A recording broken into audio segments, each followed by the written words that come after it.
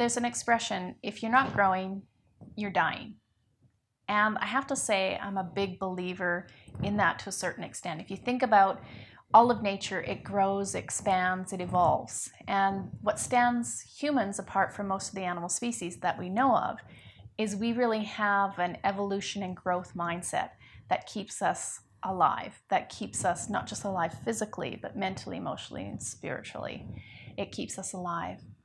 And so if you look at just our physical bodies, if we're not moving them regularly, they atrophy. Sitting in front of the television for many hours a day or in an office without moving your body sends messages to your body to actually break down. So if you think about this from a growth mindset and our desire to evolve and grow, this is something essential for the human experience. You know, Henry David Thoreau said most men live lives of quiet desperation. And I think most people live lives of quiet desperation because they're not in growth mode. When you're in growth mode, your synapses are firing. You feel alive when you're learning and growing and applying things. And here at Sweet Freedom, we're big advocates of that, and not only just in doing the work that's in the program, but in growing the program. So our program started out 2 years ago, and we've had many people go through the program and give us feedback on what's working in the program and what they would like to see, and also what I've learned over the past 2 years in growing and refining the process of actually helping people reach Sweet Freedom faster. We're actually relaunching the program in 2019 with all of these growth hacks and tactics involved in the actual program. So here's our Sweet Freedom list on how you can actually grow in 2019. So number one, I encourage you to listen to podcasts that are positive in their nature, but also challenge the way you think. So listening to intelligent podcasters who think differently to you will actually help you to grow in ways that you're presently not growing. Because if you're just listening to the preaching to the converted kind of podcasts of people who think the way you do, you'll only actually learn in one direction. But if you have people, like I have Andy behind the camera, who's constantly challenging me to think differently, and I do the same for him. And what that does is it actually helps us to grow in this way as opposed to just in one direction. Our number two strategy for growth in 2019 is to practice gratitude. So if you already have a gratitude practice, awesome. Now what we're going to encourage you to do is to bump it up.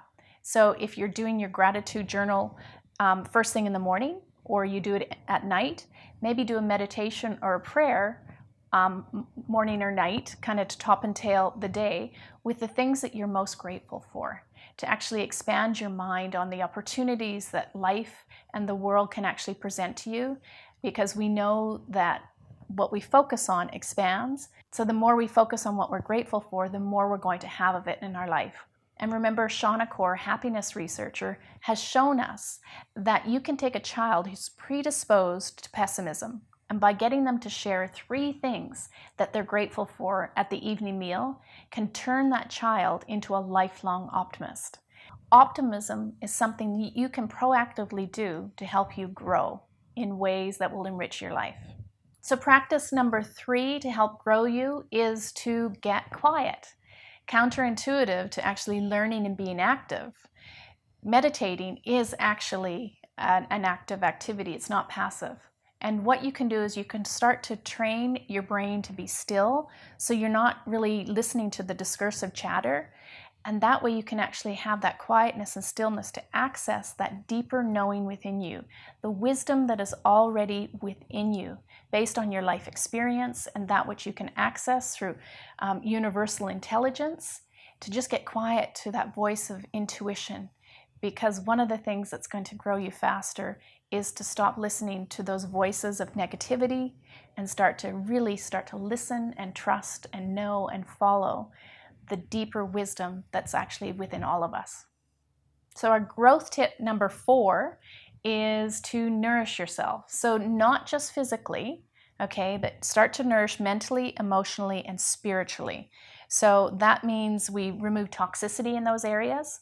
So toxic mental things that are coming in, entertainment and media that you're watching that can actually bring your spirit down. We want to change that by bringing in things that are really positive and upbuilding, okay? Mentally, emotionally, spiritually. And what we find is when you do this, it's much easier to make changes in the physical. And as you nourish yourself, remove the toxicity physically, and you nourish yourself physically, it creates the environment within your body and mind so you can actually grow further, farther, faster, more effectively.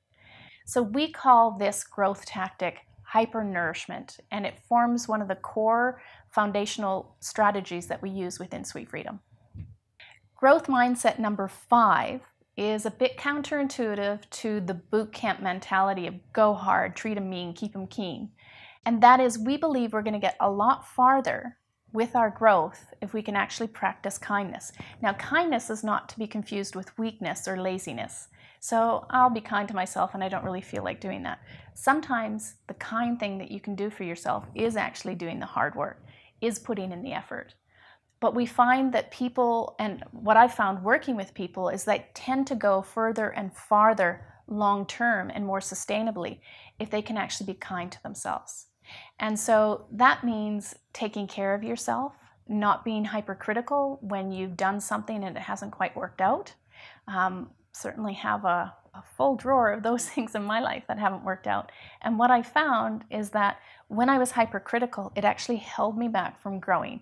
And when I was kind and non-judgmental and forgiving to myself and allowed myself to fail or make mistakes and then just said, keep going, I tended to make changes more quickly and sustainably. And I certainly find that with the people that we coach within the Sweet Freedom program.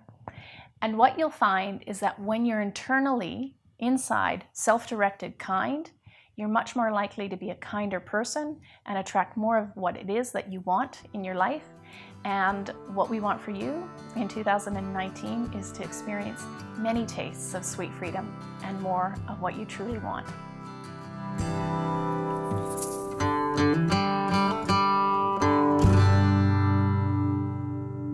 So if you've liked this video, please press like, subscribe to our channel, and for more information, simply go to sweetfreedom.ca.